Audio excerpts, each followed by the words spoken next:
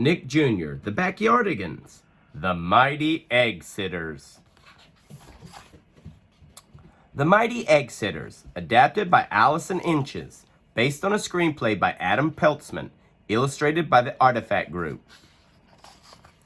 In a faraway kingdom, King Pablo struggled to pull off his crown. "Way too tight," he said. He gave a great yank. Whoops! The crown popped off his head, and King Pablo tumbled across the room, just as his knights appeared in the doorway. "Good timing, brave knights," he declared. "I have an important challenge for you.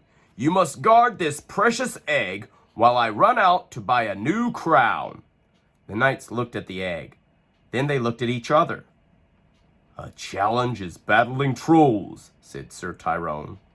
"A challenge is saving a princess or facing a dragon," said Uniqua, the knight. "This," said Tyrone, pointing at the egg, "is not a challenge." "I think you shall find that guarding this egg will be your greatest challenge yet," said King Pablo with a wink. He bid them farewell. The trusty knights dutifully paced back and forth in front of the egg. As they did, the egg began to wobble. It wobbled off the pedestal and out the door. Then it rolled down the stairs. "Catch that egg!" cried the knights. The egg rolled out the castle door, bumped over the drawbridge, and bounced into the moat. The fearless knights stared into the dark water. The egg bobbed to the surface and floated away. "To the horses!" shouted Uniqua, the knight. The mighty knights thundered along the riverbank on horseback. They leaped over bushes and ducked under branches as they chased after the egg. "Faster!" they cried, but the egg slipped under some tangled roots and disappeared into the woods of the grabbing goblin. The grabbing goblin opened his door and grabbed the egg from the river.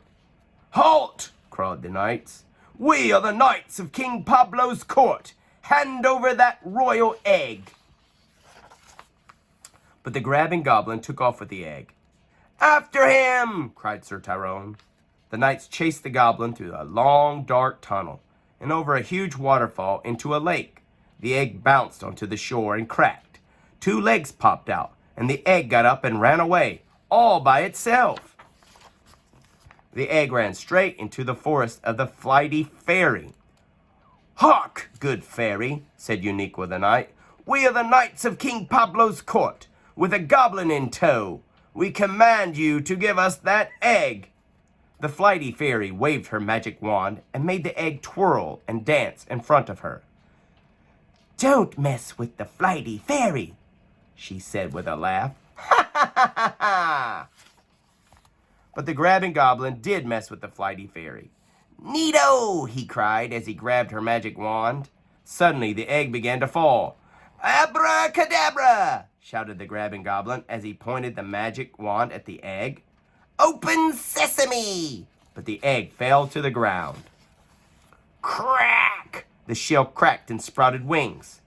"Look!" shouted Sir Tyrone. "The egg has wings!" Then the egg flew away. The 2 knights, the grabbing goblin, and the flighty fairy chased the flying egg. It flew to the top of Dragon Mountain, a place where no one dared to go. They came to a cave filled with bubbling hot lava, and there, perched on top of a boulder, was the egg. Looming over all of them was an enormous dragon. "Forward with haste!" shouted Uniqua the knight. The knights ran out into the ledge and off the side of the mountain.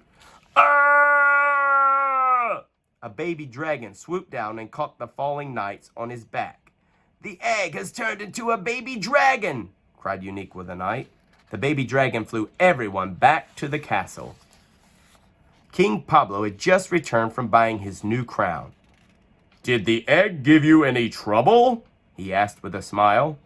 "Nah," said Sir Tyrone. "Well, maybe a little."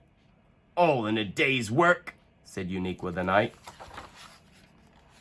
"Well done," said King Pablo. "You have passed your greatest test.